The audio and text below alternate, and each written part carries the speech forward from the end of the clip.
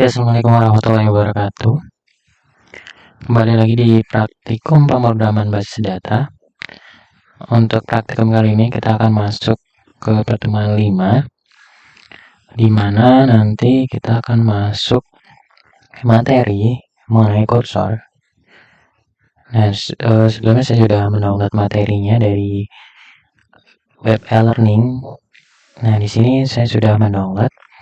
Nah, nanti kita masuk di bab 6. Seharusnya kita masuk ke bab 5 karena mungkin ada kesalahan sedikit. Jadi ini ada kesalahan untuk penulisannya. Oke, masuk saja. Kita masuk ke materi mengenai kursor. Nah, secara sederhana yaitu kursor adalah penunjuk ke area konteks. Kemudian Oracle membuat area konteks untuk memproses pernyataan SQL yang berisi semua informasi tentang pernyataan tersebut. Kemudian nanti di kursor kita membahas beberapa topik. Di antaranya yaitu struktur kursor implisit dan struktur kursor eksplisit. Yang pertama yaitu kita akan membahas kursor implisit. Nah, kursor implisit merupakan perintah select atau select statement dengan clause into yang terdapat di dalam blok PSQL dan harus menghasilkan suatu baris record. Jadi hasil kursor implisit itu lebih dari satu baris atau tidak menghasilkan satu baris satupun, maka Oracle akan mengeluarkan pesan kesalahan. Nah, tabel berikut ini menunjukkan atribut operasi kursor implisit. Yang pertama yaitu adalah SQL %font, di mana true jika kursor menghasilkan sebuah baris dari query yang dideklarasikan. Kemudian SQL font yaitu kebalikan dari SQL font. Nah, di sini ada contoh prakteknya. Ya, yang pertama adalah deklarasi P1 employee. Dia pemanggilan yaitu employee ID dengan type, sedangkan employee ID. Kemudian V2 yaitu employee dengan first name, kemudian persen type. Kemudian begin untuk membuka, select employee ID, kemudian first name into V1 dan V2 from dari tabel employees. Kemudian where employee ID V1. Dan di BMS output line ini untuk menampilkan data nomor pegawai yaitu ini V1. Dia tadi sudah menyimpan data yaitu dengan employee ID-nya. Kemudian di BMS output line di mana dia mengambilkan output nama pegawai dengan V2, yaitu V2 itu dideklarasikan yaitu first name, yaitu mengambil data first name dari tabel employee. Kemudian kita coba untuk praktikumnya. Kita buka SQL Developer.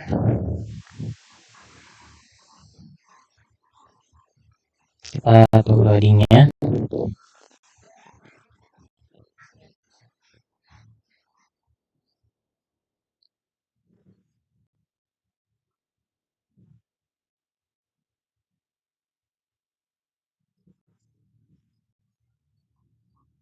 Di sini saya sudah membuat.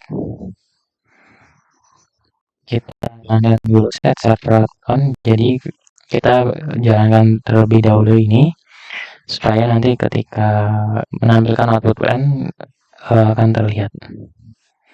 Kita masuk dulu ke HR-nya dengan password HR. Kita jalankan dalamnya ini kursor.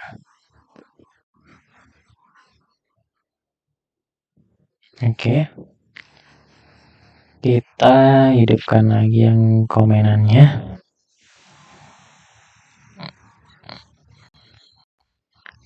Ini juga komen agar yang lainnya tidak ikut. Kita nyalakan dulu yang ini.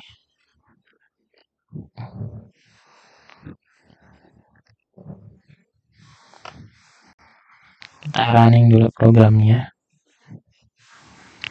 Nah, enter values ID. Kita lihat di modul. Scroll ke bawah. Kita ikutin saja seperti di modul yaitu dengan employee ID yaitu 205. Kita masukkan 205, lalu enter.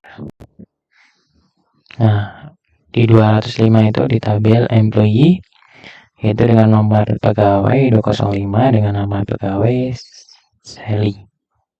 Mungkin kita mau lihat tabelnya. Select from employee.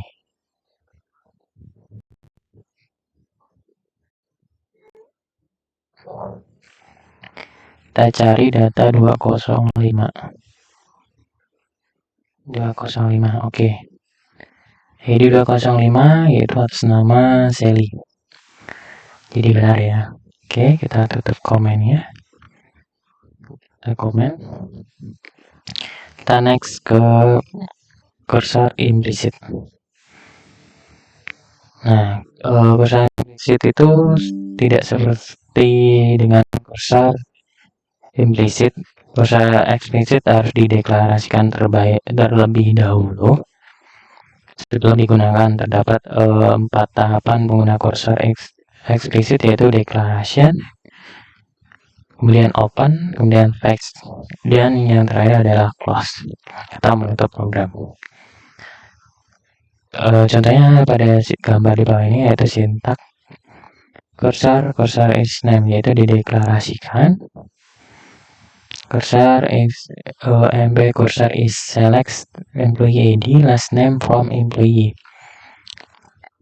Jadi select employee ID kemudian last name dari tabel employee di mana departemen ID-nya adalah 30.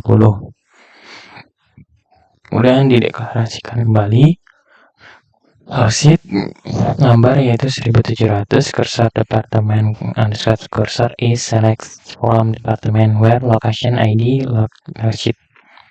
Dalam cursor explicit terdapat beberapa atribut diantara is open, not found, dan found. Raw count. Nah, di sini tadi not found sudah dijelaskan di atas dan found juga sudah dijelaskan di atas. Untuk is open yaitu mengembalikan false untuk cursor implicit karena cursor SQL secara otomatis ditutup setelah mengeksekusi pernyataan SQL yang terkait. Kemudian yang raw count mengembalikan jumlah baris yang dipengaruhi oleh DBML seperti insert, delete, dan update atau dikembalikan ke pernyataan select into. Contohnya ini declaration dideklarasikan cursor employee cursor. Untuk menamakannya is dimana dia menyelect atau memilih employee ID kemudian memilih last name. Kemudian dari tabel employee where department ID dengan ID departemennya yaitu 30. Begin itu untuk membuka, kemudian for yaitu looping ya, karena nanti di looping. For EMP record dimana in EMP cursor looping di DMS 1.line EMP record kemudian dot employee ID. Nanti untuk menampilkannya ada ini EMP record dan last name. Kemudian end loop untuk menghentikan loopingnya.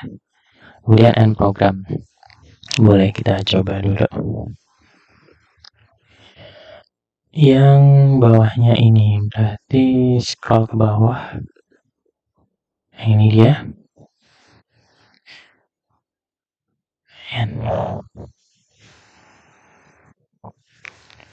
Oke, kita jalankan coba.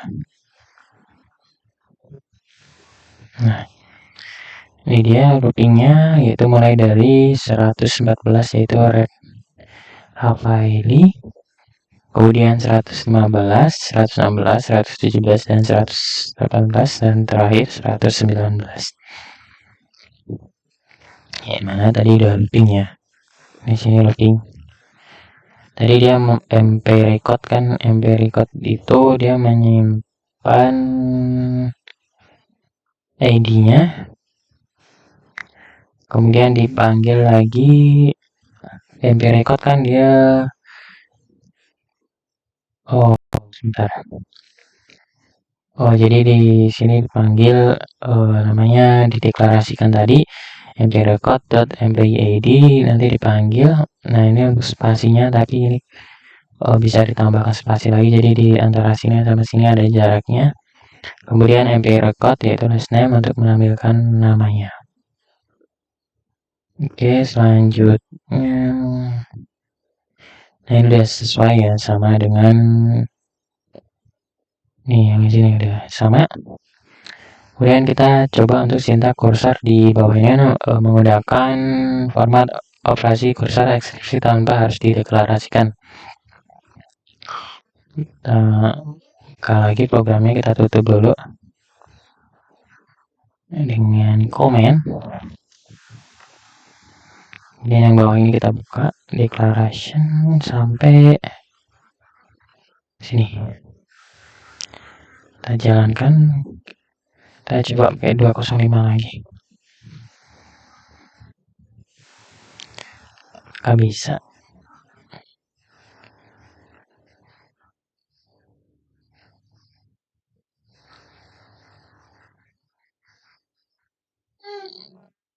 Bentar.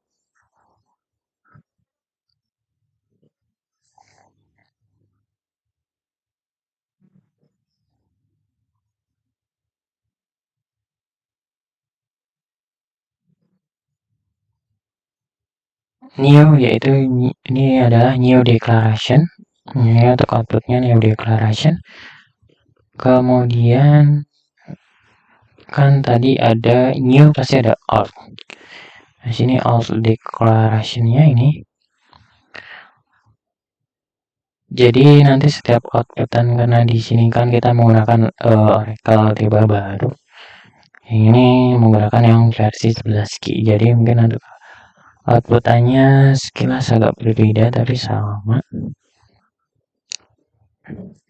Nah, mungkin itu saja untuk tutorial atau penjelasan dari mengenai kursor implisit pada praktikum pemrograman basis data. Kurang lebihnya mohon maaf. Wassalamualaikum warahmatullahi wabarakatuh.